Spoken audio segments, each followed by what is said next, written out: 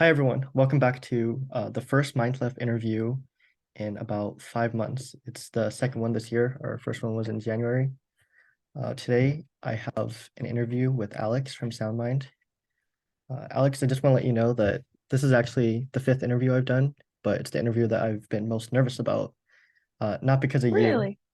Okay. You're clearly a very kind person, but I've done a lot of research on SoundMind, and Oh, not only do amazing. I have a lot of respect for the project and you, but I really feel like this project is what I want our project to turn into one day. So it's a Thank you huge so honor to have much. you on. And I just want to give you a chance to introduce SoundMind. Yeah, thank you so much for having me. I love what you're doing as well. When you emailed me for the interview, I was looking at your page a lot, and I was just really impressed with all the work you're doing as well. So, keep up all the good work. Yeah, so Sound Mind, we used to be called Classical Musicians Roundtable. We started in 2019. And there were three of us in the Civic Orchestra of Chicago, and we were all fellows at the time. And one thing that we do in Civic is come up with these independent projects. And for our independent project, three of us knew we really wanted to do something around mental health and wellness. And we originally had planned this big panel event where we would gather a bunch of professional musicians and basically do a big panel on mental health and classical music. And that was scheduled for May of 2020. So naturally, that got canceled because of the pandemic. So when that happened, we thought about, okay, how can we take this virtual? How can we adapt this idea? And that eventually became what is now our podcast. And our podcast is a space where we love to have professional musicians join us for those conversations. And then it sort of developed from there throughout the pandemic. The podcast also um, turned into additionally a blog. And we also started having during the pandemic these monthly social hours. The idea over Zoom was bring a friend and bring a drink, and we'll talk about a central topic surrounding mental health. Um, and then we started to introduce an annual panel event, which is what our original idea was. And we actually were finally able to put that into action in 2021. And then we developed these workshops, which are really the crux of the work of what we're doing, which we could definitely talk more about. But those are kind of the main branches of Sound Mind right now. Yep, I think we should just jump right into the workshops because I think that's the most fascinating part about your project. I really love the fact that you guys are getting hands-on with conservatories and music schools. So could you sort of dive into exactly like the different types of programs you offer and how they sort of go? Yes, definitely. So right now we have three, four workshops. They've kind of become adapted over time to fit the needs of whatever program we've been working with. So the first workshop is about evaluating the environment, addressing unhealthy patterns and behaviors. So that workshop primarily focuses on what brought us to this point. We know certain statistics about musicians. We know like things like 71% of musicians have suffered from panic attacks and or high levels of anxiety. We know 68.5% have suffered from depression. We know that musicians are 3 times more likely to experience depression than the general public. So with this knowledge, we see these really, really big issues. So that first workshop, evaluating the environment, is kind of how did we get here and what are the overlapping risk factors for being a musician and developing a mental health condition. The second workshop is about the power of holding space. And the power of holding space, or just holding space, is the ability to practice empathy and validate the full humanity of the person who's sharing with you. So we talk a lot about empathy in that workshop and just how to hold space for one another, how to be there for one another in authentic ways. The third workshop is identity, reframing failure, and redefining success. A very jam packed workshop. As musicians, we know that we're in a really highly competitive field, and many of us attach our entire identities to who we are as musicians. So, this workshop is about untangling that a little bit and talking about failure and success. Musicians are constantly putting themselves out there, facing a lot of rejection a lot of the time. And how do we reframe that? And how do we still be nice to ourselves? And that ties really nicely into our fourth workshop, which is about auditions and overcoming burnout and practicing self care. This is a new workshop that we just developed for this summer. And there's so much that goes into auditions. all of the things that we talk about in previous workshops kind of tie in really well to this one. It's really easy to get burned out when you're doing something over and over and over again, like auditions. And we talk about how to practice self care throughout the audition process by talking about our methods for preparation, um, different ways, again, different ways that we can just be nice to ourselves throughout that process. So they're really jam packed workshops that are filled with important conversations and exercises that help us tackle this stigma around mental health and emphasize the values of our organization. Mm. And the fact that your organization's tackling this stigma, it means that there isn't a lot of research done on mental health for classical musicians. Mental health is actually still, I think, one of the less researched health concerns, and especially in a small niche like classical music, there's even less research. So when you guys are, I guess, outlining these workshops, where do you go for research like that? Do you guys conduct your own research, or do you have people conduct them for you? That's a good question. It's something that our organization hasn't had the resources to conduct ourselves just yet, but it is a long-term goal of ours to start conducting that kind of research. A lot of what we get is literally going into Google and typing in classical musicians and mental health and just seeing what comes up. I know that's not the best answer, but it's the true one. And just seeing what we can come up with. There have been a few studies done. I think there's a recent one that was published on Pitchfork that I just cited in our auditions workshop. There's the Music Minds Matter study that where we get a lot of those really big statistics that was studied that was in the UK. And so there isn't, you're right, you're absolutely right. There isn't a lot of research, and I would love for there to be more. And eventually, I would love for Soundmind to help spearhead some of that research as well, because we have so many questions too, especially following the pandemic, just how much our field has changed and how much more important some of these issues are to talk about as well. Hmm. With that research that you did through Google, I know you mentioned the statistic about, I think, 71% of musicians having panic attacks. Besides that, what do you think the biggest, like, most wow, like that statistic is insane, that this empirical fact is really overlooked? What do you think is something that um, classical musicians can acknowledge a little bit more in order to increase the mental health resources in the classical music community? Yeah, that's a good question. I've almost not been surprised at all by these statistics. And I think it's because of my own personal experiences around depression and anxiety and mental health conditions, and just going through music school and conservatory and going through different fellowship programs and having conversations, informal conversations with my colleagues that about how difficult this field can be and seeing people have full breakdowns and just not being in a good headspace, that knowing all this information and experiencing the field firsthand has led me to not be surprised. But the idea that musicians are 3 times more likely to experience depression than the general public, that's a massive number that I think we don't really sit with and acknowledge all the time. Um, that one does kind of stick with me. If there were a statistic that sticks with me, it'd be that one. Do you think that music could actually help someone out with depression, even though musicians are 3 times more likely to have depression? Yeah, I think it's a really interesting conversation to have, right? Because we have people doing really amazing work in the music therapy field, and that has obviously proven to help people in immeasurable ways. And I think pursuing a career as a musician is a completely different ball game in a lot of ways when you get into the competition and the instability of our field in all of the ways that it can be unstable. And um, of course, music has the power to heal. We've absolutely seen that. We see it all the time in Alzheimer's patients, or people with dementia. And, with music having the ability to activate parts in the brain that people can recall certain memories that they've never been able to before. So, of course, music absolutely has the power to heal. And I think it's important that we acknowledge that too. And I think that our job in Sound Mind is to still discuss, you know, how can we make this field more sustainable for everybody involved, for everybody who wants to pursue this field, or maybe doesn't want to pursue this field and has just gone through the process of becoming a musician, and maybe they want to make a switch in their lives and they don't really know how to do that. We hold space for those kinds of conversations as well. Mm.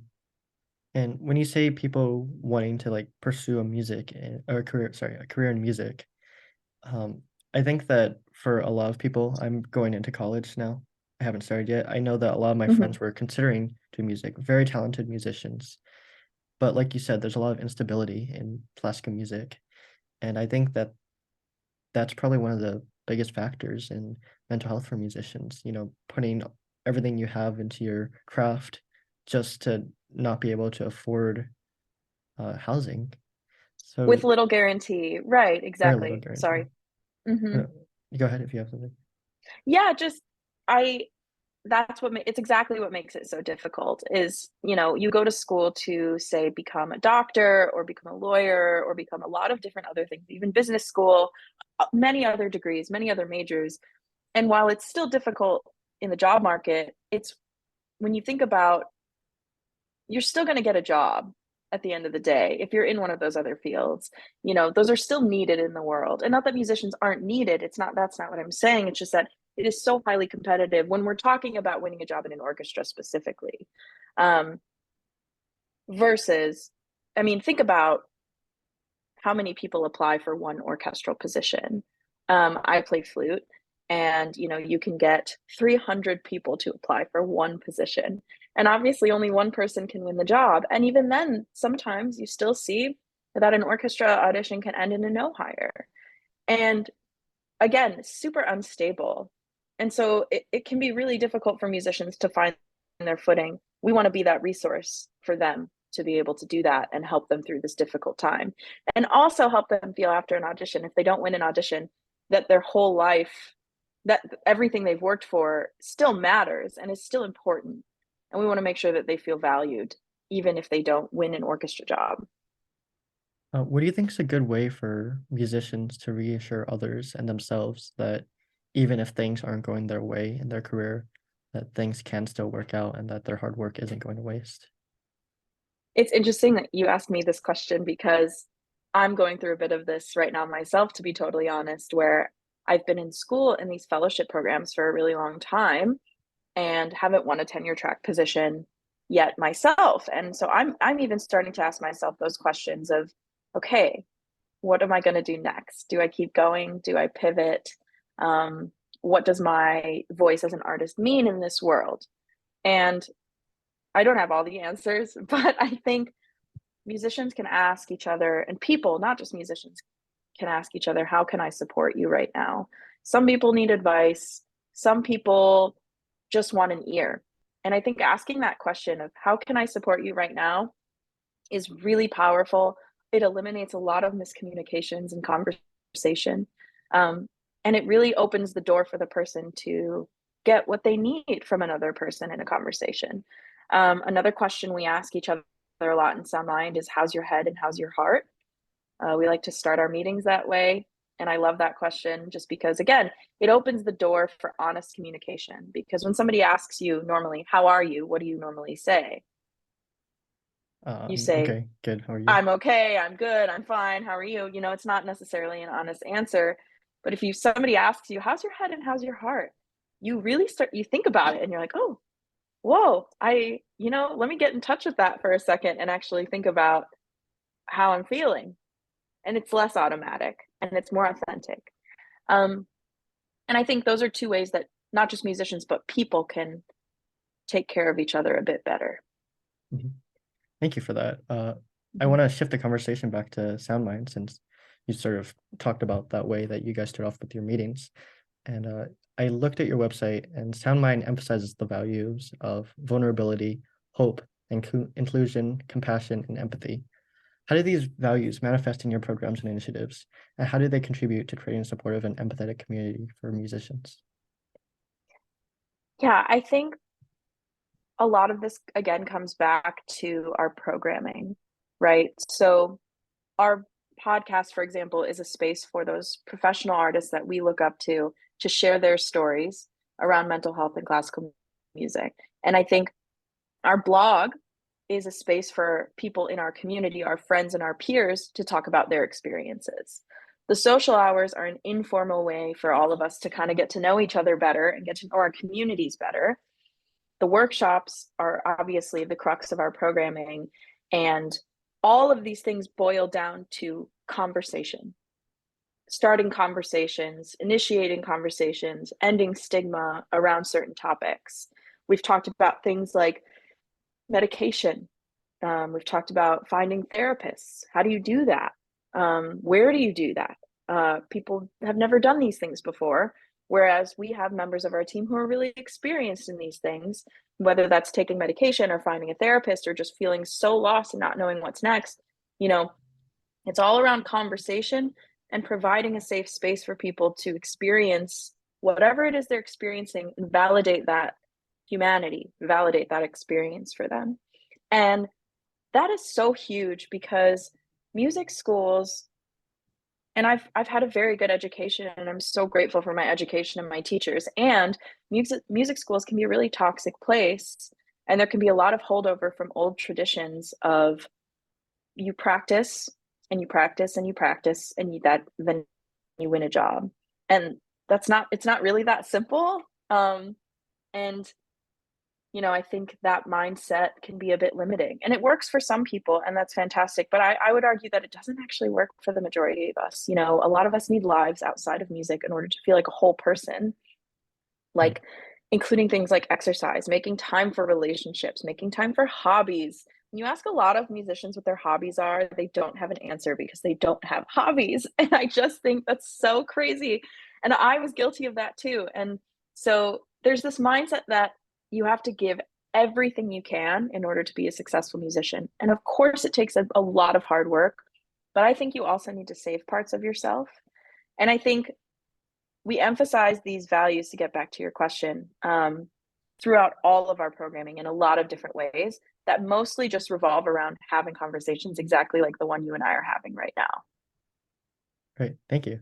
I Mm-hmm. really like what you said about classical musicians sort of being on the traditional side, and that makes it harder for us to have these open conversations about mental wellness. And I just want to ask what strategies you or the team at Sound Mind use. Sorry, I'm getting confused with my own project. That's okay. Sound Mind use to sort of open up those who are more traditional, because I do think with, historically classical musicians have been part of the upper class, and it's been more of an Right. elitist activity. And now with projects like El Sistema, which I'm actually a part of, Awesome. it's opening it up to all different types of income levels and all different types of cultures. So that being said, the majority of classical musicians are still, um, to be frank, Caucasian and wealthy. So Mm-hmm. how do you help with the sort of more traditional side of classical musicians be more open, and what strategies do you employ? Yeah, it can be difficult. And the thing about mental health is that not everybody's ready to have that kind of conversation around mental wellness. And that's not a musician thing, that's a societal thing. I think the pandemic forced a lot of people to be more open with themselves because they were just in their heads all day and they realized, oh, maybe I should address some of these things that are going on in my brain. And so, again, we're not just fighting systemic issues in classical music, we're fighting systemic issues in the world. And I think that's what's so tricky about it, is you can't force people to have conversations that they don't want to have, especially around mental health. It's so sensitive because mental health is universal, mental health does not discriminate. And so it can be really hard to open up people. I think you have to meet people where they're at, and that's easier said than done. I think I've learned over time, not everybody supports the mission of Sound Mind.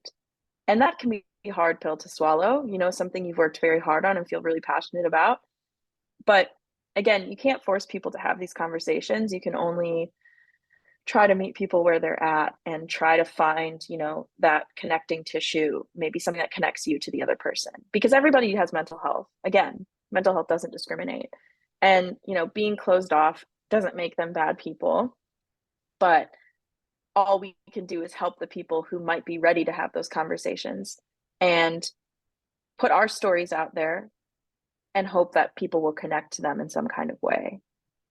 I spent a year working for the National Alliance on Mental Illness in their education department, and a lot of my job was going over Zoom. This is during the pandemic. So over Zoom, zooming into classrooms of middle school and high school students and telling them my personal recovery story. And the goal of that, and this happens in NAMI programming all over the country, and the goal of that is to hopefully have kids in these presentations find some kind of, again, connecting point, connecting tissue to this speaker, the person who's sharing the story, in this case, me, and to find that connecting point and get them to identify with this person and say, oh, maybe I should think about this for myself. That's all we can really do, is continue to tell our stories, continue to, meet people where they're at and have these conversations when they're ready. Mhm. Yeah, I'm actually a part of NAMI too. I've done some work with them. Oh, They awesome. they have a branch in San Gabriel Valley, which I don't live in, but I thought it would be better for me to start off in San Gabriel Valley as opposed to the big LA County, right? Yeah, NAMI is fantastic. I loved working for them. I had a lovely year working for them. Such a great I organization. love their structure, and they really Yeah, have everything meticulously planned out. they really do. It's really admirable, really incredible stuff. Um, you know, on the topic of not being able to save everyone and their mental health, I know that there are resources like yours and others that do open up a conversation about mental health, but these aren't consistent. I mean, there's maybe some podcasts. I know you have a podcast, and these may get posted consistently. But if someone doesn't believe in the mental health um, part of classical music, then they're kind of going to disregard it. And I think for a lot of us, we know that mental health is an issue, but we don't necessarily think it's big enough of an issue until it's too late. And because there's not enough of those reminders that's important to keep your mental health in check. I think a lot Mm-hmm. of us fall into the anxiety, that depression, and burnout. And not only would it be better for us uh, mentally if we were caring more about our mental health, but it'd also be better physically and as musicians. So, do you think that there's a perfect way to sort of push this agenda of mental health without making people feel pressured or uncomfortable in any way? I think a lot of mental health care is top down instead of bottom up. And what I mean by that is when it's top down, that can look like, and I think it should be both for the record, top down and bottom up, but a lot of organizations structure it only top down, which is how many resources can we provide our musicians or the people in our workplace, our employees? And what resources can we give them? How many can we give them seminars? Can we give them, you know, access to certain things? But it needs to be bottom up in the sense is how can we improve the conditions in which our musicians are working so that their daily lives are better and therefore their daily mental health is better as a result. It's all encompassing. It's not just mental health is not just a separate thing that exists on its own plane. It's part of every single thing we do because it's our brain health. Just like our bodies are a part of everything we do, so is our brain. So I think if organizations focused more on the needs of their employees, the needs of their musicians, we would see a lot of improvement. Um, things like giving health insurance to their employees, good pay, good living situations. These are all things that affect our day to day, our mental health, that would make a huge difference. Um, I think it's difficult to quote unquote like push this agenda forward. I think organizations like NAMI are such a great example of how to do it in an authentic and very real way, which is to just provide as much programming as possible to as many people as possible for free for the most part. Um, Free programming is just incredible and amazing. And I think it's incredible that they're able to do that and provide that. Not everybody's able to do that.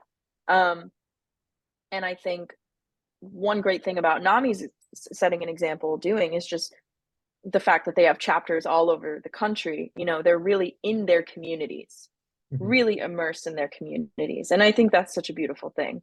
Something that NAMI is starting to develop or is already developing are these things called drop-in rooms.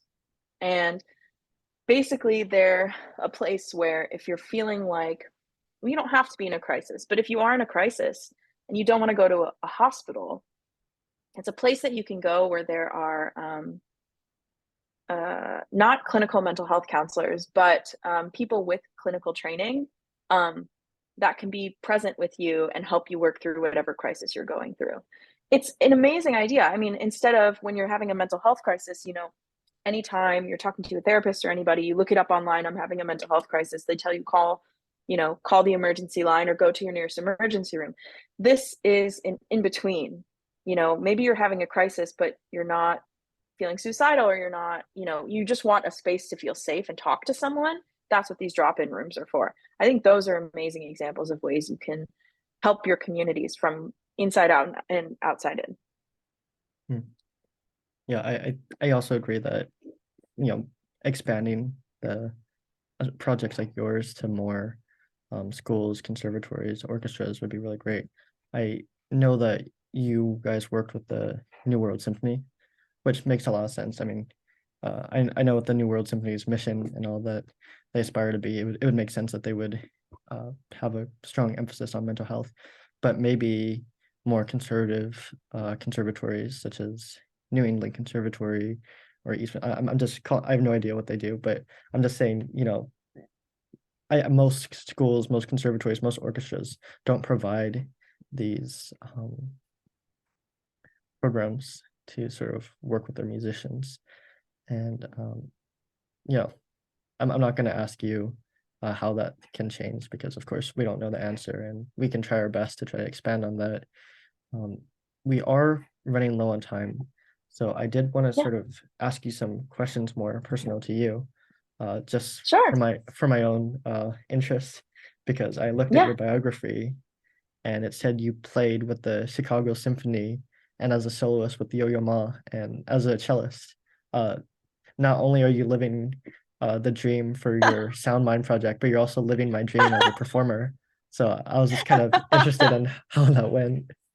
And what that was like. Yeah, so I was really lucky when I was in civic, and Yo-Yo was doing his Bach project at the time, so he was touring in cities all around the world, and he came to Chicago, and every day, every performance he would give was followed by a day of action in the city that he was in, and every day of action had a theme, and the theme for Chicago was around gun violence. So I performed with Yo-Yo on a flute that was made out of a rifle. There's this artist, Pedro Reyes, who takes guns from violent cities and he melts them down into shovels and he uses those shovels to plant trees. And he also melted some of the guns down into instruments. And I got to play on one of the flutes that he created. Really incredible art. It's called the Palas por Pistolas project. I highly recommend looking it up. Uh, so I got to play on this flute with Yo-Yo, which was incredible. And then that day, it was all on the same day. Later that day, I got to play on a normal flute with him.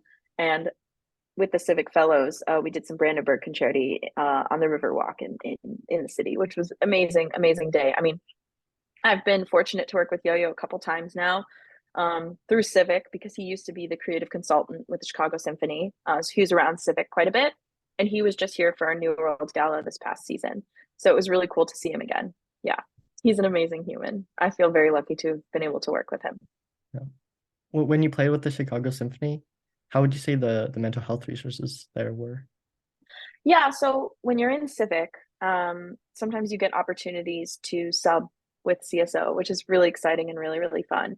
I can't really speak to specifically the CSO's mental health resources. I think I imagine that with an organization as big as the CSO, they have a substantial, healthcare plan, and that can really help with things like attending therapy, um, and also having a salary that affords you to, pay for the resources that you need and the help that you need. So, Mm. yeah. Great. Thank you. And we like to end our interviews off by giving the guests a chance to sort of advertise what they do. I know you started off with talking about your workshops, but I don't know if you want to talk a little bit more about what our audience can gain from your project. Yes, we do our best. We're a small team and we appreciate any kind of support we can get. You can follow us on social media. Our Instagram is at SoundMindMusician. You can also donate to our organization at soundmindmusician.org/donate. Um, Also, just word of mouth really helps us. The reason that we're able to give these workshops is because we form connections with people who run these organizations, and that's how we're able to reach the most amount of people. So spread the word about us. That's the best way you can help us out. Great. Thank you. Everyone, this was Alexandria Hoffman with SoundMind. I'm Theodore Hom with Mindclef. We also have resources on our website, and word of mouth would also help us out too. Thank you, Alex, for your time. And I wish we could have spoken longer. I think I could have spoken with you for hours. I mean, your Oh, project is so, I just admire you guys so much. So thank you for thank agreeing you to so this. much.